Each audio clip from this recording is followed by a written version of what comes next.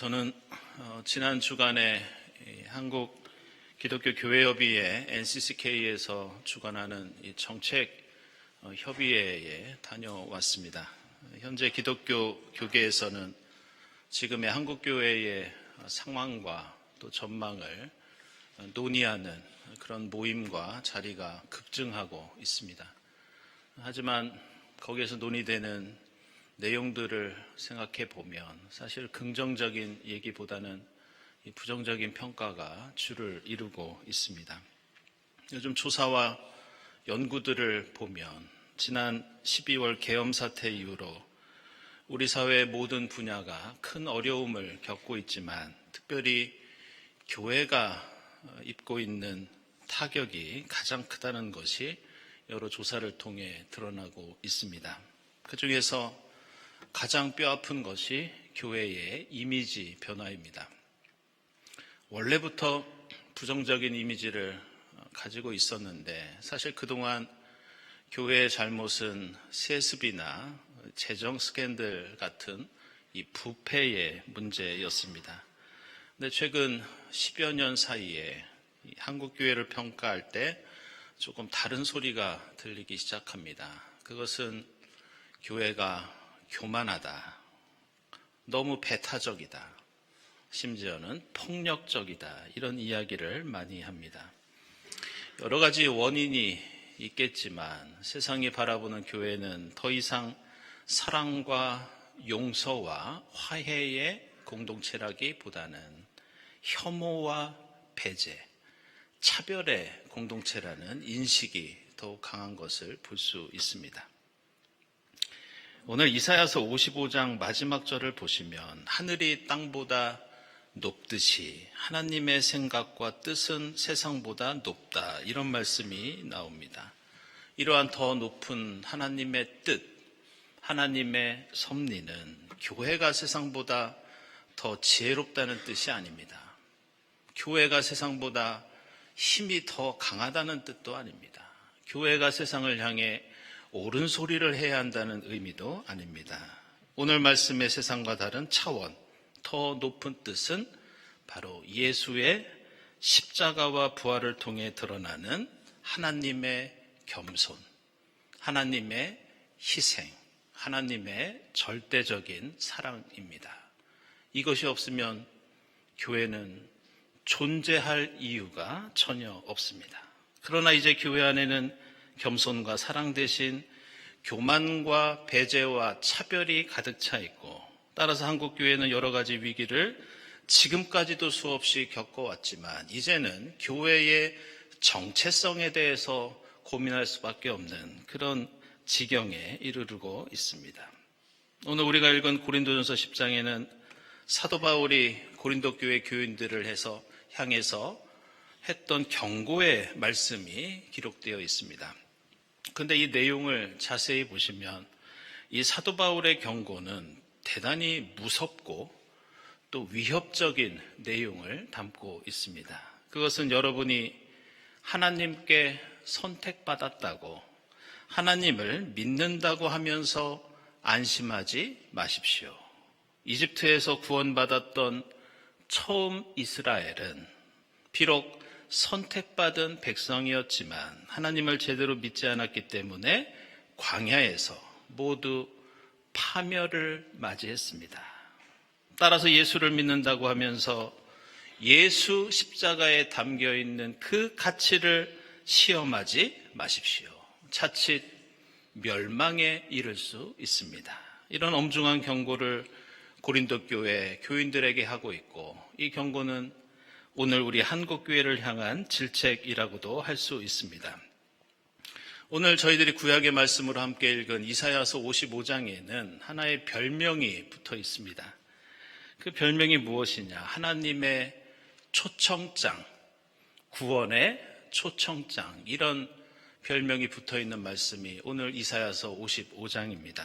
하나님께서는 우리를 구원의 길로 초청해 주시고 하나님을 믿는 백성의 소중한 권리는 그 구원에 동참하는 일입니다. 그리고 오늘 말씀은 그 구원의 잔치를 우리만 향유하는 것이 아니라 세상 다른 사람들과 함께 기쁨과 행복을 누려야 한다고 말씀합니다. 그래서 오늘 이사야서 보시면 세상 모든 민족이 하나님의 백성을 향해서 달려오고 있고 그들과 함께 해야 한다는 그런 말씀이 나옵니다.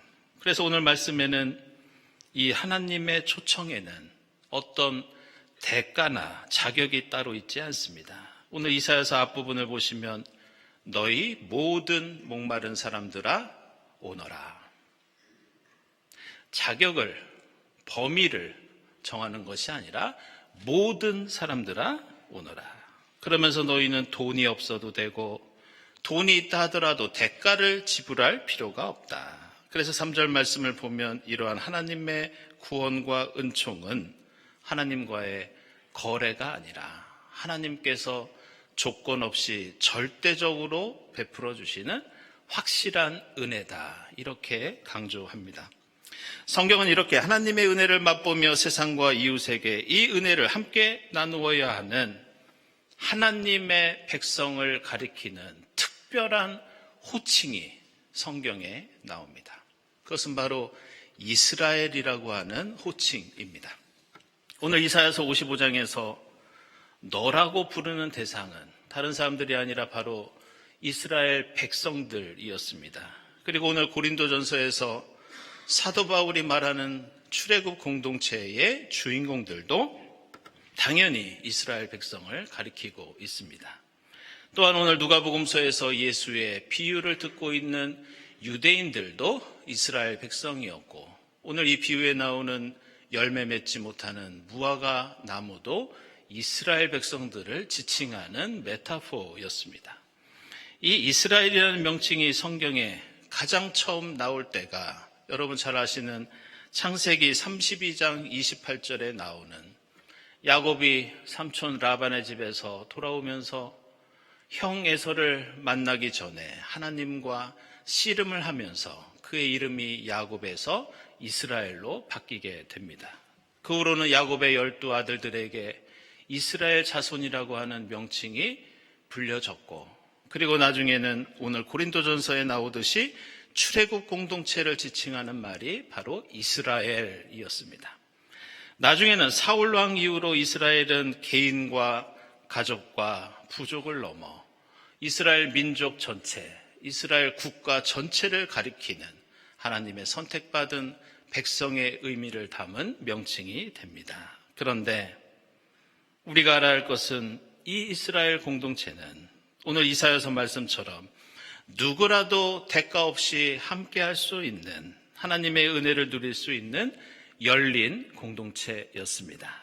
그런데 시간이 흐르면서 이스라엘은 누구나 맛보는 은혜와 사랑이 아니라 누군가를 혐오하고 배척하는 선민의식과 특권의식으로 무장한 배타적인 공동체가 됩니다.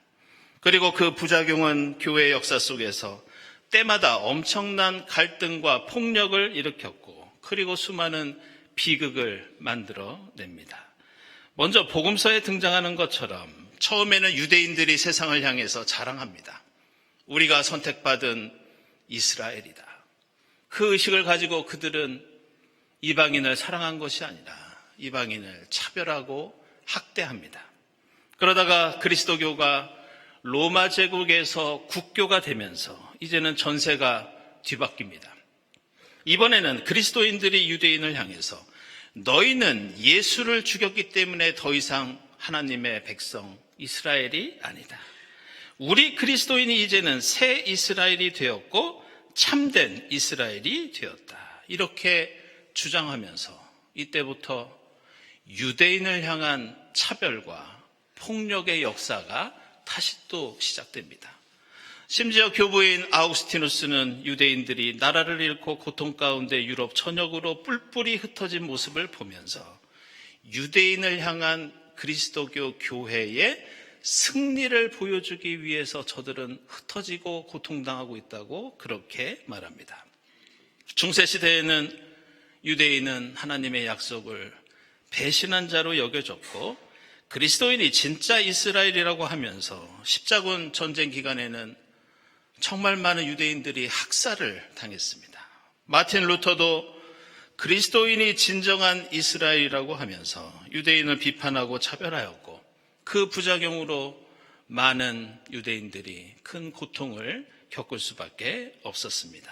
그래서 교회의 역사를 보면 우리는 반복되는 분명한 역사적인 신앙적인 교훈을 얻을 수 있습니다. 교회 안에서 나는 하나님의 선택받은 새 이스라엘이다. 교회 안에서 우리는 참된 이스라엘이다 자랑하고 그 목소리가 커질 때마다 어디선가 누군가는 폭력에 희생당하는 일들이 일어나게 됩니다.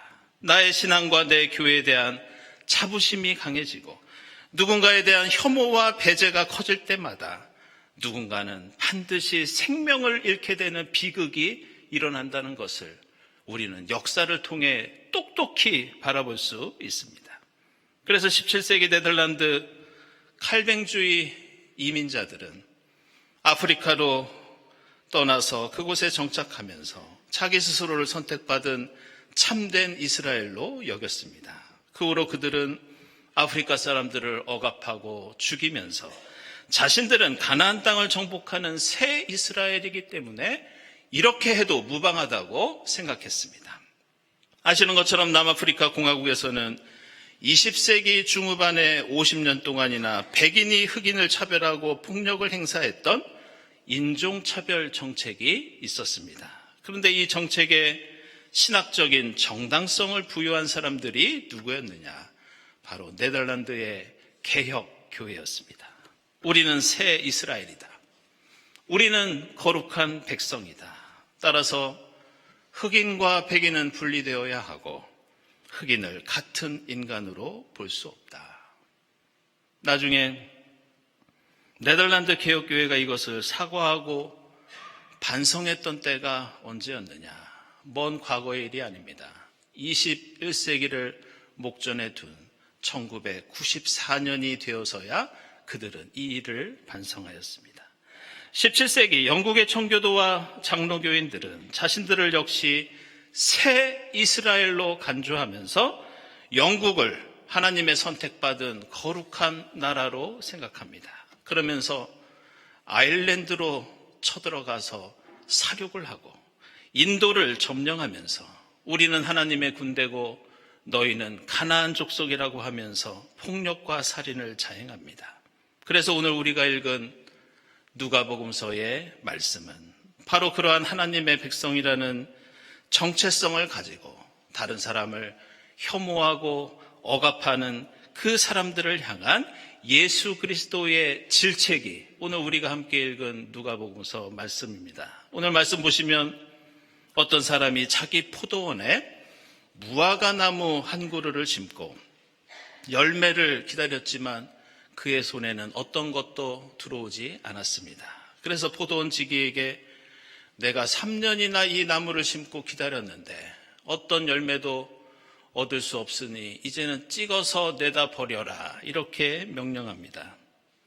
오늘 이 비유는 짧은 이야기, 얼핏 보면 이게 도대체 무슨 뜻을 가지고 있는지 쉽게 이해할 수 없는 그런 구조를 가지고 있습니다. 그런데 여기에서 무화과 나무는 다른 복음서에 나오는 것처럼 이스라엘 백성들을 가리키는 은유입니다. 그리고 아시는 것처럼 포도원은 복음서에서 하나님 나라를 가리키는 은유입니다. 결국 오늘 예수께서 하신 말씀은 이런 뜻을 가지고 있습니다. 너희 이스라엘은 원래 이집트에서 노예 생활을 하던 비참한 신세였다. 그런데 하나님께서 너희를 은혜의 자리로 초청해 주셔서 무화과 나무는 원래 포도원에 심는 것이 아니지만, 무화과 나무는 원래 포도원에 심겨질 자격이 없지만 하나님께서 은혜로 이 포도원에 너희들을 심어주시고 너희를 하나님 나라의 백성으로 삼아주셨다. 그런데 너희는 하나님 나라의 사랑과 평화와 화해의 열매를 맺기보다 누군가를 끊임없이 배척하고 혐오하고 차별하는 폐쇄적이고 이기적인 공동체로 전락하였다. 너희는 무화과 나무가 포도원에 심겨진 하나님의 그 이해와 포용, 그 사랑을 제대로 깨닫지 못했고 지금까지 혹시 열매를 맺을까 하고 지켜보았지만 아무것도 나 주인은 얻지 못했다. 이제는 그 마지막 기회를 놓친다면 너희를 찍어서 이 포도원 바깥으로 내버릴 것이다. 바로 이런 의미로 오늘 예수께서는 이 비유의 말씀을 이스라엘이라고 자처하는 사람들을 향해서 선포하고 계십니다. 사랑하는 여러분, 우리 모두는, 우리 그리스도인은 원래 포도원에 있을 수 없는 무화과 나무 같은 존재가 우리 그리스도인입니다. 그러나 하나님의 은혜로 이 사순절 예수 그리스도의 십자가의 공로로 우리는 포도원에 심겨져서 값없이 은혜와 기쁨을 누리도록 초청받아 지금까지 주님과 함께 거하고 있습니다. 따라서 우리는 그 은혜에 대한 보답으로 하나님 나라에 합당한 열매를 맺어야 합니다. 이제 돌아오는 며칠 사이에 우리는 현대사의 또 한 번의 중요한 전기를 맞이하는 여러 판결과 결정을 우리 사회는 앞두고 있습니다. 안타깝게도 언제부터인가 한국 교회와 그리스도인의 입에서 나만이 새 이스라엘이고 내가 참된 이스라엘이라는 목소리가 이전보다 점점 더 커지고 있습니다. 교회의 역사는 그 목소리가 커질 때마다 누군가는 쓰디쓴 고통의 물을 마셔야 하고 누군가는 비극의 열매를 먹을 수 있다는 것을 역사는 분명히 우리에게 가르쳐주고 있습니다. 우리가 어떤 정치적인 의견을 가지고 있든지 우리는 평화롭게 민주적으로 그것을 표현하고 주장할 권리가 있습니다. 그러나 우리가 혐오와 배제와 차별로 하나님 나라의 열매를 제대로 맺지 못한다면 우리는 포도원에 있을 자격을 잃고 맙니다. 이 사순절을 보내면서 무엇보다 십자가를 통해 베풀어 주신 생명의 포도주와 젖을 풍성히 먼저 맛볼 수 있기를 바랍니다. 그리고 새 이스라엘의 사랑과 용서와 화해의 정체성을 회복하는 이 사순절이 될 수 있기를 주님의 이름으로 간곡히 축원합니다. 기도하겠습니다. 하나님, 이 사순절 광야 같은 인생길을 가는 저희를 푸른 초장으로 쉴 만한 물가로 늘 인도해 주시니 감사합니다. 무화과 같은 저희를 귀한 포도원에 심어주셨사오니 그 은혜를 깨달아 사랑과 겸손의 열매, 생명의 샘물, 세상을 향해 풍성히 베풀 수 있도록 인도해 주시옵소서. 예수 그리스도의 이름으로 기도드리옵나이다. 아멘.